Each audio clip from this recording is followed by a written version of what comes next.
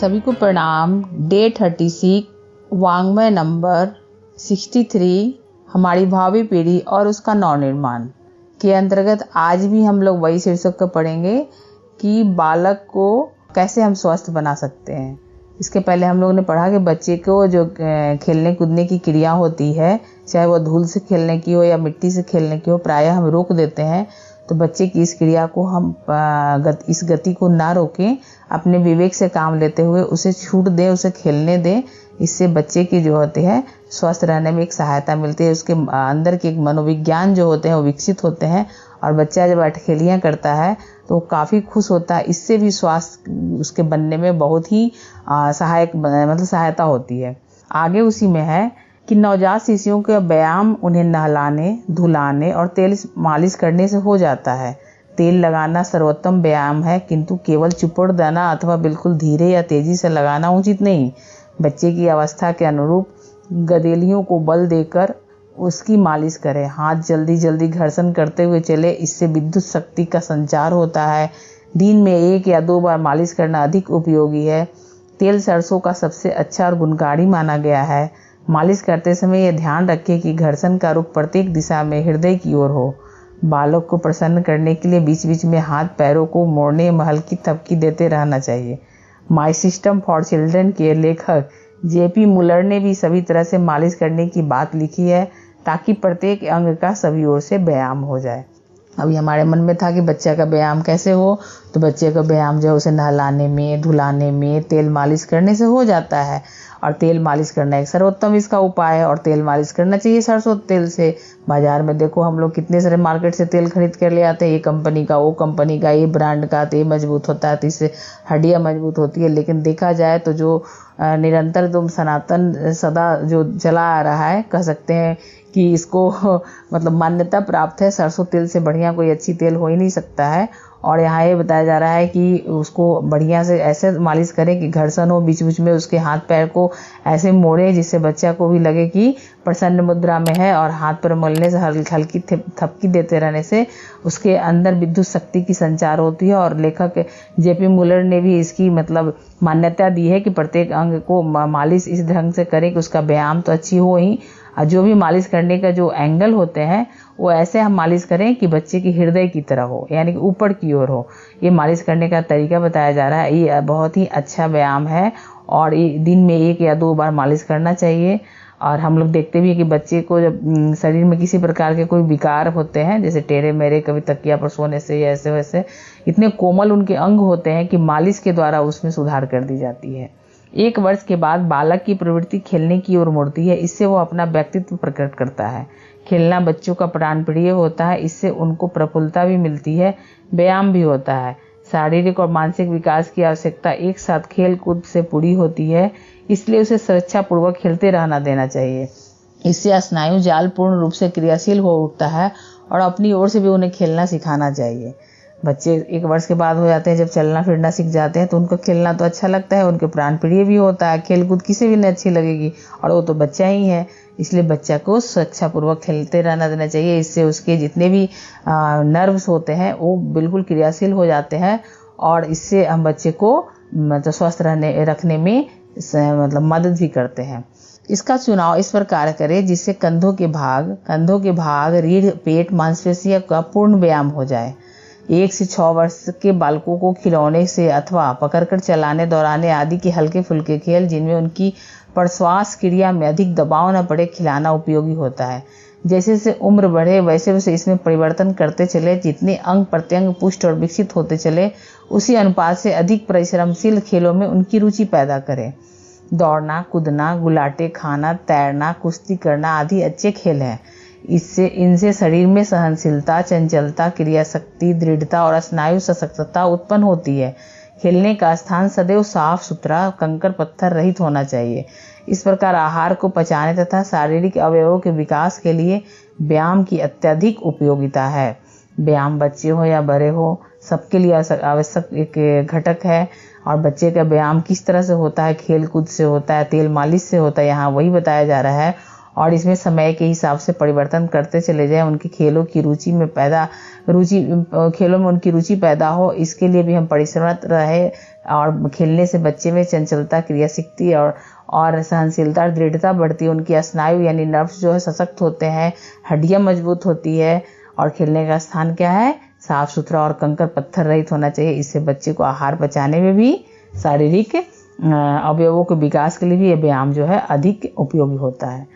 इतने से ही बच्चे के स्वास्थ्य संरक्षण की बात पूरी नहीं होती। आहार व्यायाम के संतुलन के साथ निद्रा भी उसे अधिक से अधिक गहरी और एक सी आती है या नहीं, इसकी विशेष रूप से जांच करते रहना चाहिए। बच्चा ठीक प्रकार नहीं सोता तो समझिए गड़बड़ी है। 5 सप्ताह के बालक को 20-22 घंटे सोना चाहिए। 4 माह तक के उसे 21 घंटे की नींद आवश्यक मानी गई है। 9-10 माह के बच्चे 3.5-4 घंटे का विश्राम देकर सुलाना चाहिए। इसमें नियमबद्धता अर्थात समय की पाबंदी आवश्यक है। प्रगाढ़ निद्रा बच्चे के सुंदर स्वास्थ्य का प्रतीक है। सोने के बाद उसका मुंह गुलाब के फूल के समान खिल उठता है और उसका जी खेलने को करता है। दिन में बच्चे को अकेले खुले मुंह और साफ स्थान पर सुलाएं। रात में मां के साथ, संभव हो तो मसहरी लगा दें जिससे मच्छरों से बचाव हो जाए और बच्चा पूरी नींद ले ले। ना हो तो तेल लगाने के बाद सुलाएं। शरीर पर हल्का कपड़ा भी डालना चाहिए। करवट बदलकर सुलाने की देखरेख माता को करनी पड़ती है। कपड़े आदि अच्छे बने रहें, इसके लिए आवश्यक है कि सुलाने के पूर्व उससे मल मूत्र का त्याग करा लें। नींद पूरी हो जाने पर हल्का गर्म दूध पिलाना चाहिए। सोते समय यथासंभव पेट खाली रहे। कितनी अच्छी बात और व्यवहारिक बातें बताई जा रही है कि 5 सप्ताह के बालक को 20-22 घंटे सोने चाहिए। निद्रा एक बहुत ही स्वास्थ्य संरक्षण की एक बहुत ही महत्वपूर्ण घटक है। और निद्रा उसे कैसे स्वास्थ्यपूर्ण ढंग से लेनी चाहिए, तो 5 सप्ताह के बच्चे को 20-22 घंटे, 4 माह के बच्चे के 4 माह तक के उसे 21 घंटे के और 9-10 माह के बच्चे को 3.5-4 घंटे का विश्राम देकर सुलाना चाहिए। और बच्चा जब सोता है तो उसके गुलाब की तरह चेहरा सोने के बाद जब उठता है तो खिल उठता है। उसके बाद जब सोकर उठे तो उसे दूध पिलाना चाहिए। और जब दूध पिए, जब वो सोने जाए तो उसके पेट को हल्का रखना चाहिए। उसके कपड़े को साफ स्वच्छ रखना चाहिए, गीला नहीं रखना चाहिए। उसे मलमूत्र की त्याग से सोने से पहले करा देना चाहिए ताकि वो नींद उसका डिस्टर्ब ना हो। इस तरह से बहुत सारी छोटी छोटी बातें इसमें बताए जा रहे हैं जो बच्चे को स्वस्थ रखने में सहायक होते हैं। ऋतु के अनुसार बच्चे को स्नान कराना भी स्वास्थ्य की दृष्टि से आवश्यक है। जिन बालकों को प्रत्येक दिन स्नान कराना संभव न हो, उन्हें भी 1-2 दिन के अंतर से स्नान कराते रहना आवश्यक है। इसमें ऋतु का विशेष ध्यान रखना पड़ता है। स्नान कराने के 1 घंटा पूर्व बच्चे को दूध पिला देना चाहिए ताकि स्नान के बाद ही बच्चे को निद्रा आ जाए। स्नान के बाद दूध पिलाने से अपच हो जाता है, नींद भी गहरी नहीं आती। स्नान के बाद हो सके तो बच्चे को किसी ऐसे स्थान पर सुलाएं जहां उसके गीले शरीर पर सूरज की किरणों का प्रभाव पड़ सके। इससे वो विटामिन डी प्राप्त कर लेगा। आहार में उसके ढूंढने की आवश्यकता नहीं पड़ेगी, यानी विटामिन डी ऑटोमेटिक उसको मिल जाएंगे अगर हम सूरज की रोशनी में गीले शरीर में अगर सुलाते हैं तो। इसलिए बच्चे को देखिए धूप में प्रायः तेल मालिश वगैरह की जाती है। माँ का स्तनों को पान करते हुए बालक माता का स्नेह दुलार भी पीता है, जो बाजार के दूध की अपेक्षा अधिक पुष्टिदायक सिद्ध होता है। बाजारू दूध तभी पिलाना चाहिए जब माता उसके लिए असमर्थ हो। नई सभ्यता में पली कई लड़कियां अपना रूप सौंदर्य घटने के भय से भी बच्चों को बाहरी दूध पिलाती हैं। इस अनुदारता का बच्चे के स्वास्थ्य पर बुरा प्रभाव पड़ता है। शहरी बच्चों की अपेक्षा ग्रामीण बालकों का स्वास्थ्य अधिकतर इसी कारण से अधिक अच्छा होता है। पायपान बालक के मानसिक विकास में भी उतना ही सहायक होता है जितना शारीरिक विकास में। इस बीच में उसके बालों को सहलाते रहना, थपथपाना, लोरियां सुनाना उसकी प्रतिभा बढ़ाने में बड़े सहायक होते हैं। इसलिए चतुर माताएं ऐसे समय इन बातों का बड़ा ध्यान रखती हैं। माँ का दूध को सर्वश्रेष्ठ दूध तो बोला ही जाता है और बाजारी दूध तभी पिलाना चाहिए जब माता किसी कारण से असमर्थ हो। उसको इसलिए दूध नहीं पिलाना चाहिए कि एक माता का रूप सौंदर्य घट जाएंगे। इसको अनुदारता बताई गई है। इतनी महान उदार ढंग से हमें ये दी गई है प्रकृति के द्वारा, तो इससे हमें बच्चे को वंचित नहीं करना चाहिए। और जब दूध पिलाएं तो उसमें बच्चे को हल्का फुल्का सहलाते रहें, उसको प्यार से लोरियां सुलाते रहें। इससे भी बच्चे की प्रतिभा बढ़ने में सहायक होते हैं। बच्चा जो है काफी इससे खुश भी होता है और खुश बच्चा होगा तो वो स्वस्थ रहेगा ही। इनके अतिरिक्त भी बच्चे के कोमल अंगों, हाथ, पैर, नाक, आंख, उंगलियां आदि का भी संरक्षण करते रहना चाहिए। सर्दियों में टोपे, मोजे आदि उसको शीत प्रकोप से बचाते हैं। अधिक कपड़े पहनाना स्वास्थ्य के हित में अच्छा नहीं होता। अच्छे बच्चे को कम से कम और ढीले कपड़े पहनाना चाहिए ताकि उसका शारीरिक विकास अबाध गति से चलता रहे। उपयुक्त सभी वस्तुओं के आधार पर ही बच्चे के स्वास्थ्य को सुरक्षित रखा जा सकता है। मार्गरेट ब्रेडी ने अपनी पुस्तक चिल्ड्रन हेल्थ एंड हैप्पीनेस में लिखा है कि संतुलित भोजन, पर्याप्त दूध, निद्रा, विश्राम, व्यायाम, स्वच्छ वायु और रुचिकर वातावरण के अभाव में ही बच्चे रोगग्रस्त होते हैं। अतएव उनकी जीवनचर्या में इन सभी बातों का समावेश बनाए रखना चाहिए। इसी से स्वास्थ्य संरक्षण की समस्या हल हो सकेगी।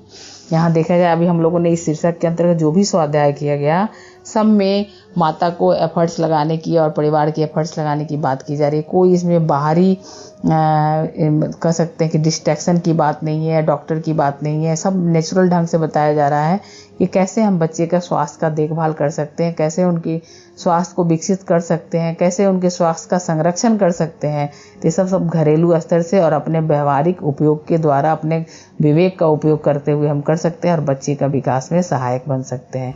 तो इस प्रकार आज ये शीर्षक समाप्त हुआ। अब हम लोग नेक्स्ट शीर्षक के साथ नेक्स्ट डे मिलते हैं। सभी को प्रणाम, धन्यवाद।